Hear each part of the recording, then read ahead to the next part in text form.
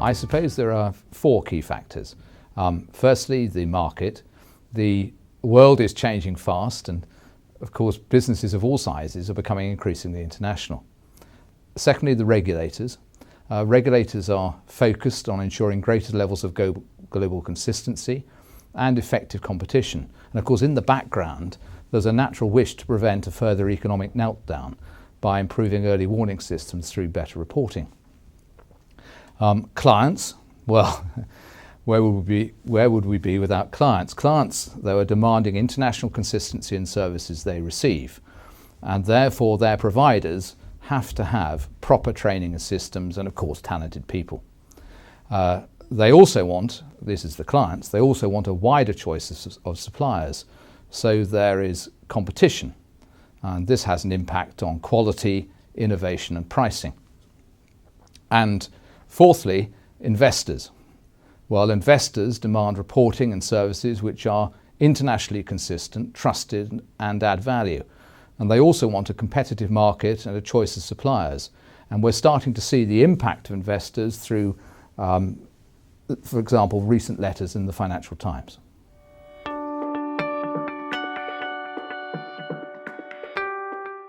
Well, interestingly, the accounting world today is dominated by networks. People think that, for example, the Big Four are four major organisations. Well, they are, but what's hidden within that is that PwC, for example, is actually 150 businesses. The issue here is that all networks are inherently inconsistent, as they're not one organisation. There's a range of owners, and of course those owners will inevitably have conflicting strategies. So let's just look at three types of organisation that operate in the accounting and auditing world. Firstly, the Big Four. Well, they have good consistency because they have very tough franchise rules. They're oligopoly, however, and that's resented by clients and regulators. They're growing fast, they're successful businesses. For example, in the last 5 years, they've doubled. But it's worthwhile pointing out that audit is less than 45% of their total revenues, and the big growth that's coming through now is in consulting. They do also, fortunately for them, benefit from substantial referrals. For example, over 50% of their total revenue is estimated to come from internal referrals. Two further categories. The next six, well, these are much smaller. In fact, in total, they amount to less than 20% of the Big Four. They're trying to achieve consistency, but that's hampered by ownership structures, and that's a bit of an issue, but they're trying to get there. They have limited experience of major PIEs, and their referrals within themselves are reputed to be less than 10%. And then there's one other sort of structure, the integrated partnership, and there's actually only one of those, which is called Mazars. Mazars is working hard to ensure consistency, and of course it's easier if it's got one ownership structure. It has substantial experience of PIEs, public interest entities, via its core French joint audits. And it's achieving critical mass worldwide and increasingly servicing PIEs internationally.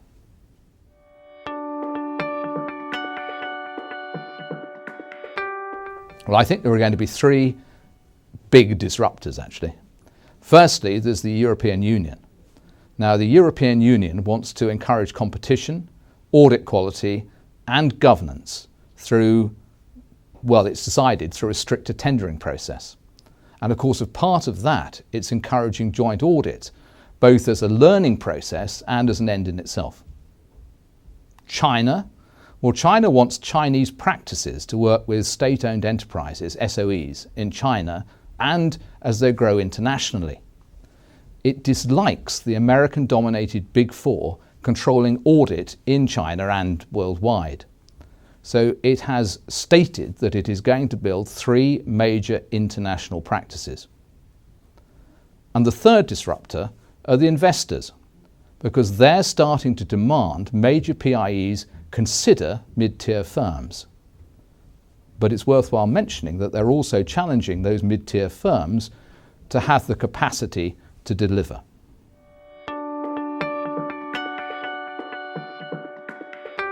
Well, interestingly, within 10 years, we're not going to be just the old big four. We're going to have 7 or 8 big firms. That's the existing 4, plus the 3 from China that they've announced, and therefore it will happen, plus perhaps one other. Now, what are the criteria for getting into those extra firms? There are really 4 criteria. Firstly, there has to be critical mass in each major economy. Secondly, there has to be a coverage in at least 70 other countries, and you're going to have to be in the top 10 in China. Thirdly, you're going to have consistency in every location. And fourthly, you must have major PIE clients, perhaps via joint audit.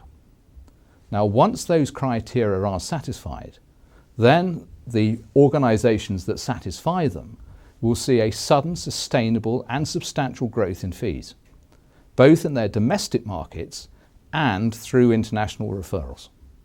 However, the big 4, well, what's going to happen to them? Well, they're going to be challenged. They're going to be challenged internally as they focus on consulting. They're going to be challenged by regulators who wish for more competition.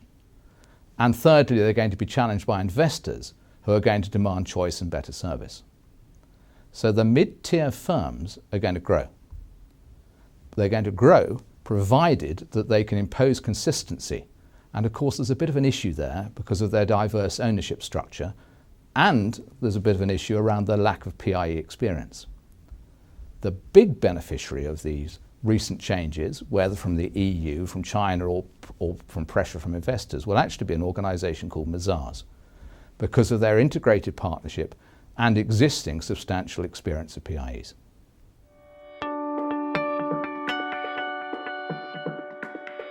Well, the culture of the firm of the future that's going to succeed is, of course, going to depend upon its people. And any firm that's going to be one of the great ones is going to have to make certain it recruits the right people, trains them, and then retains them. The other important thing to mention is that there will be no dominant culture. For example, there won't be a culture from the US which dominates the other countries, or from China, or from France, or from Germany, or from the UK, or from anywhere. There will be a firm culture that will apply internationally.